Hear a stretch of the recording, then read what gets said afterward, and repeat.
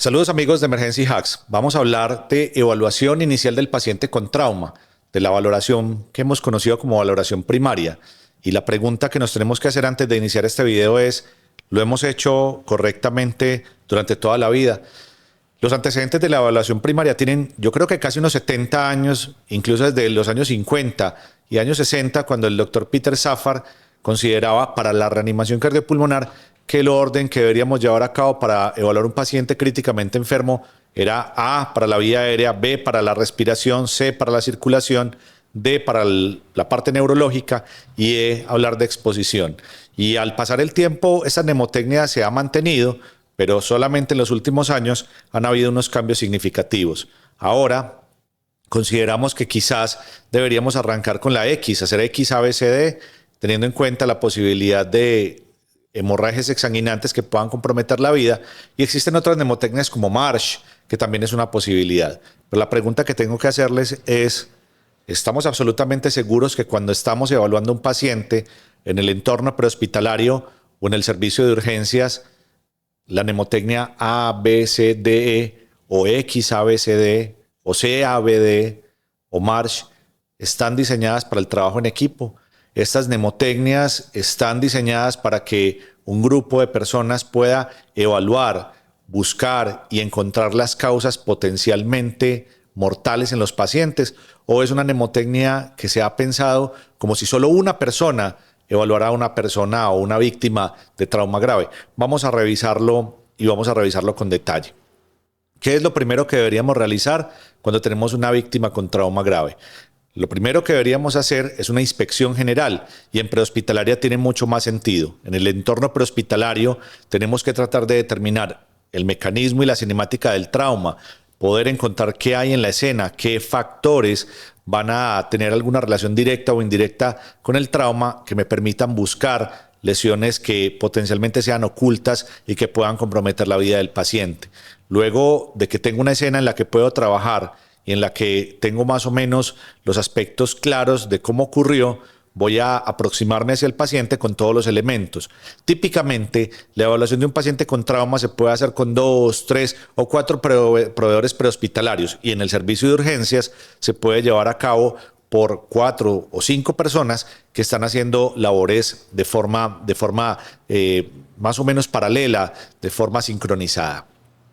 Cuando nos aproximamos hacia la víctima, lo primero que deberíamos tratar de establecer es si mi paciente está consciente o inconsciente, porque de acuerdo a eso va a cambiar un poquito el modelo de evaluación. Sin embargo, el modelo actual de trauma me debería permitir tratar de identificar hemorragias que comprometan la vida, hemorragias exsanguinantes, y para eso les propongo una evaluación que se realice en equipo.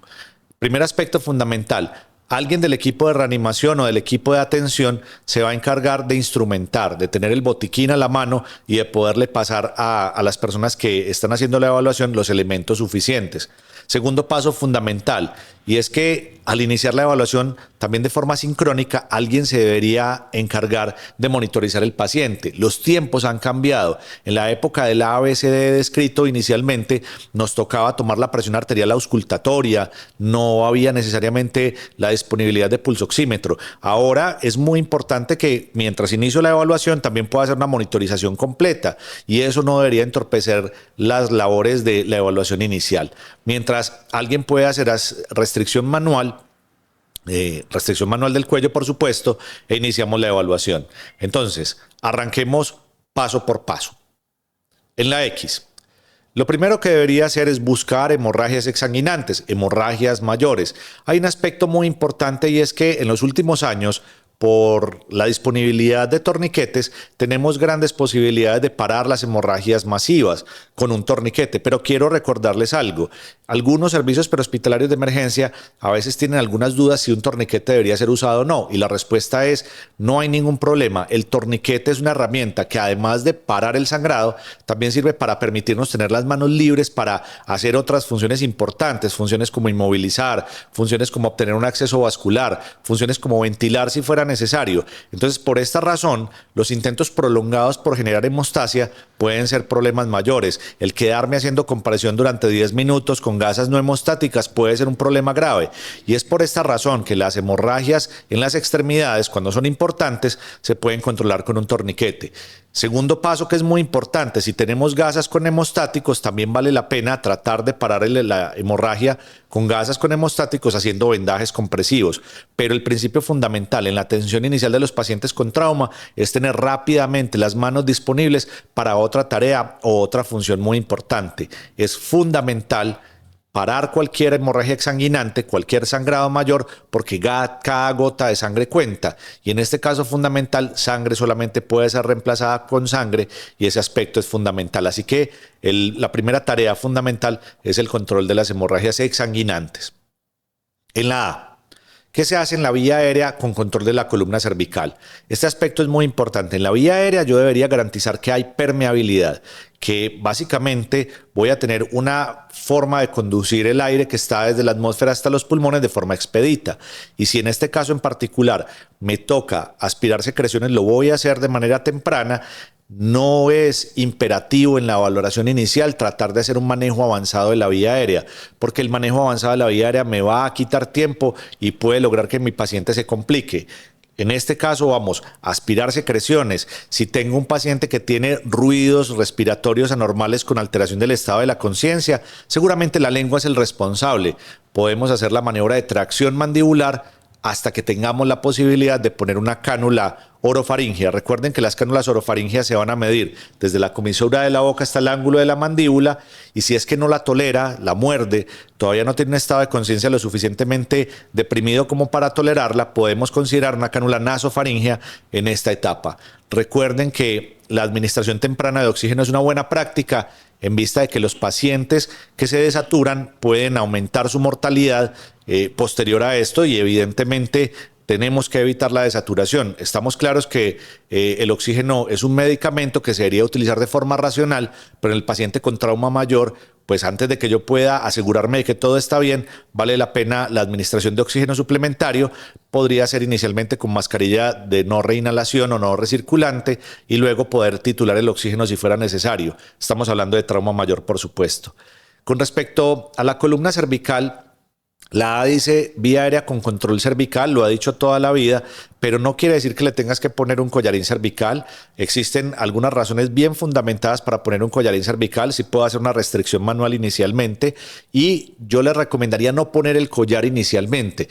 Y no poner el collar porque necesito evaluar si la tráquea está centrada, si hay ingurgitación yugular, poder evaluar si hay enfisema subcutáneo, la presencia de lesiones en el tórax o en el cuello, pues precisamente en el cuello, que puedan generar un hematoma sofocante. Y cuando pongo un collarín cervical, especialmente los collarines de Filadelfia, voy a perderme de lo que está ocurriendo en el cuello. Por esa razón, la restricción puede ser manual y solamente en una etapa final de la evaluación puedo poner un collarín cervical. No tengo afán, no tengo premura necesariamente de poner un collarín. Y la otra que es muy importante es que un collarín cervical va a generar algún problema con la manipulación de la vía aérea, para poner una cánula, para generar apertura de la boca, para aspirar secreciones. Así que no hay ninguna premura. La B. En la B, lo que vamos a llevar a cabo es una evaluación consciente de las lesiones potencialmente letales de tórax que la pueden comprometer. Pero tengo acá para ustedes una reflexión bien interesante. En la B, lo que tenemos que garantizar es que la víctima respire y se mantenga respirando. Cuando los programas como ATLS, PHTLS y en general la mayoría de los programas nos ponen a evaluar 5 lesiones potencialmente letales, de las que quiero hacer una aproximación muy importante. Cuando yo quiero evaluar la B, mi propuesta es que expongamos completamente el tórax de la víctima y llevemos a cabo la evaluación con los pasos IPPA: inspección, palpación, percusión, auscultación. Yo sé que la percusión no es sencilla en el entorno prehospitalario, pero podría llegar a ser muy útil para poder establecer la presencia de un hemotórax cuando se hace una buena percusión. Entonces, hacemos una inspección rápida, evaluamos estigmas de trauma, verificamos si la tráquea está centrada, si no hay ingurgitación yugular, si no hay estigmas de trauma en el tórax, en la región de las axilas. No olviden la región de las axilas, allí podrían tener lesiones que pasen desapercibidas. Y recuerden que los pacientes hay que voltearlos para mirar y poder evaluar. Recuerden que hay dos cosas que no podemos hacer si no es volteando el paciente, que es la inspección y la palpación. En la palpación de la misma manera, tenemos que palpar los arcos costales, tenemos que palpar las clavículas, tenemos que palpar las escápulas y buscar la presencia de lesiones. Recuerden que las fracturas del primer y segundo arco costal están asociadas con una mortalidad muy grande, porque en la región de los grandes vasos también podría haber compromiso, podría haber un hematoma contenido por una lesión de la aorta, etcétera, etcétera. Por eso tengo que ser muy acucioso en mi valoración para este caso en particular. Seguimos entonces y ya hemos hecho inspección y palpación. La percusión les dije que podría ser útil, aunque podríamos saltárnosla con guantes es difícil y quizás no siempre aporta. Y la auscultación para tratar de encontrar si hay soplos que no habían y por supuesto la parte ventilatoria, si hay ruido sobreagregado, si hay un lado que está hipoventilado. Les decía entonces que la evaluación acá trata de buscar lesiones potencialmente letales y yo acá tengo algunas cosas importantes. Le dicen que uno debería encontrar la presencia de las 5 lesiones, que son neumotórax, atención, que compromete la ventilación y que podría comprometer la circulación. Neumotórax abierto o herida soplante y aspirante, compromete la ventilación. Tórax inestable, por supuesto, compromete la mecánica ventilatoria. Esas 3 lesiones son las más importantes que debo descartar en la B, pero nos ponen, como estamos ya evaluando el tórax, descartar también la presencia de hemotórax masivo, que va a generar compromiso hemodinámico y se relaciona más con la C que con la B, y evidentemente el taponamiento cardíaco, que se relaciona más con la C que con la B. Pero históricamente siempre nos han puesto a evaluar estas 5 lesiones potencialmente letales. Ahora bien, recuerden que el tórax inestable también se asocia de manera significativa con contusiones pulmonares. Esas son las lesiones que se deberían descartar en la B y que se empiezan a solapar un poquito con la C, porque cuando encuentro un hemotórax masivo o cuando sospecho un taponamiento cardíaco por los hallazgos importantes, entonces ya debería estar pensando en que esa puede ser una causa de choque. La C.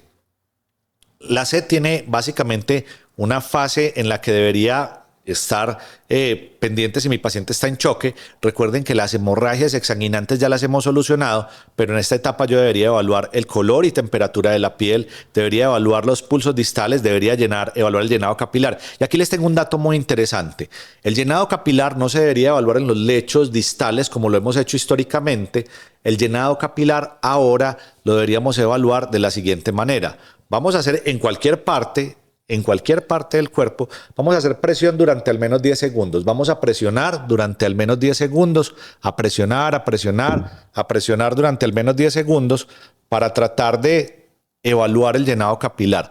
Porque es que lo que ocurre con el llenado capilar es que si lo hacemos en las regiones que tienen alguna influencia con la temperatura, como los lechos distales, quizás no vamos a tener una evaluación apropiada. Entonces recuerden, en cualquier parte, 10 segundos al menos de presión y luego revisamos cómo es la velocidad del llenado capilar. Ese es un cambio significativo que deberíamos tener en consideración y que pues parece que es parte fundamental del manejo del paciente. Y aquí también hay algunas posibilidades importantes. La toma de la presión arterial no necesariamente se había hecho históricamente, los signos vitales completos no se hacían antes en la valoración inicial porque se supone que los pasábamos a la secundaria.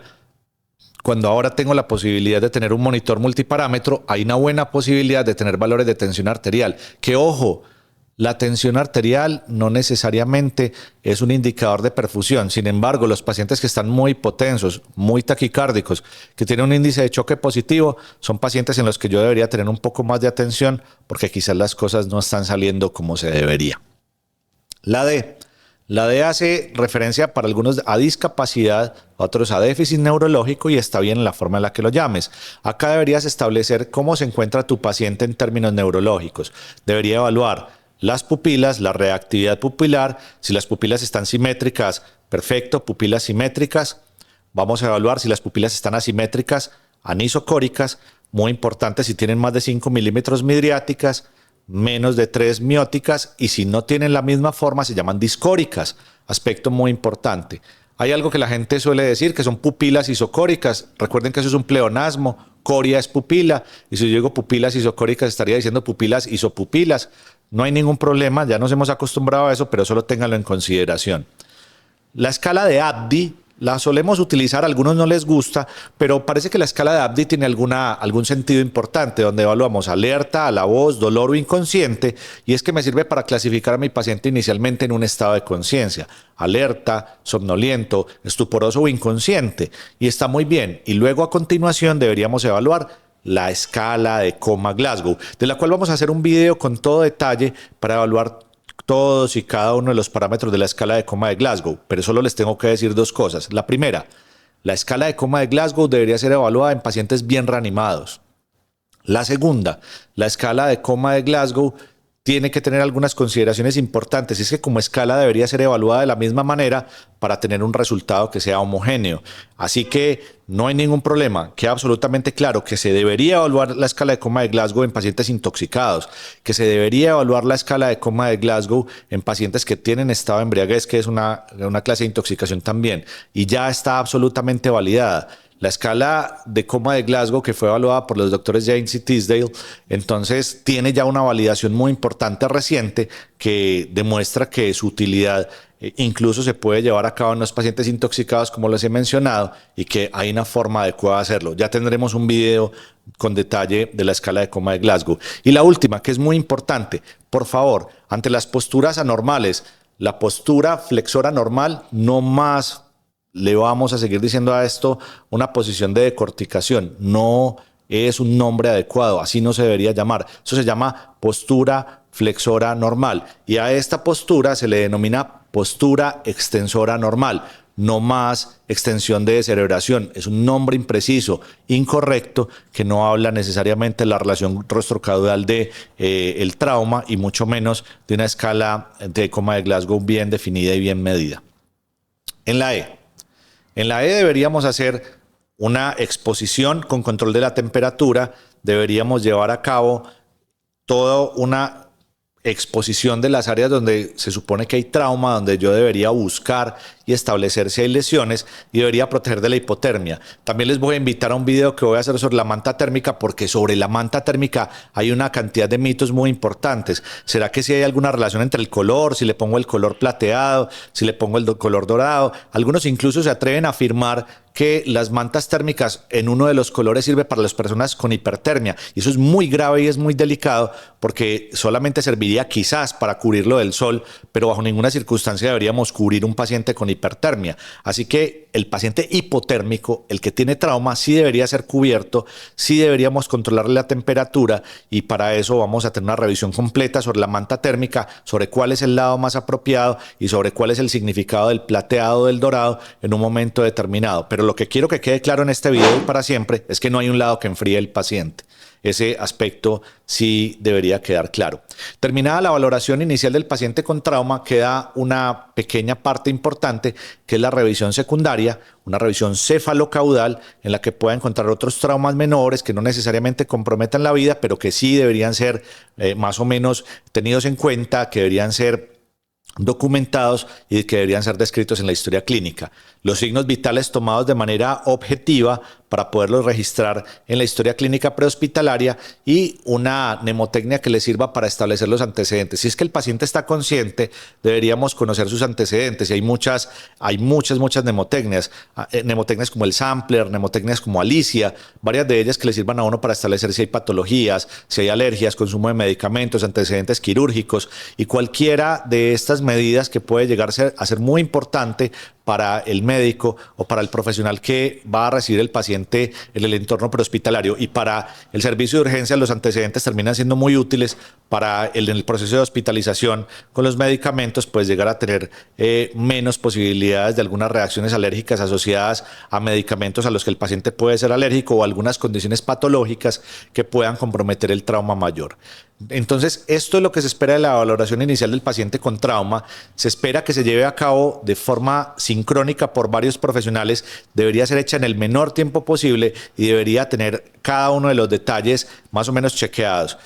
Nosotros deberíamos aprender algunas cosas de la industria aeronáutica y es que los pasos de la valoración inicial deberían estar bien establecidos porque siempre nos hablan con detalle del X ABCD, del C ABCD, de las letras, pero no necesariamente de qué es lo que hay que hacer paso por paso en todas las letras y que definitivamente nada se debería pasar porque una de las cosas que suele ocurrir en los pacientes gravemente lesionados es que la gente que no tiene tanta experiencia en la atención de trauma se suele centrar en las lesiones más grotescas, en las lesiones más que son más llamativas, fracturas abiertas, algunas lesiones que son más deformantes que no necesariamente comprometen la vida de las personas, pero lesiones un poco más menos escandalosas, como un neumotórax, como la presencia de una hemorragia masiva intraabdominal, pueden tener un curso un poco más discreto, pero una mortalidad mucho mayor.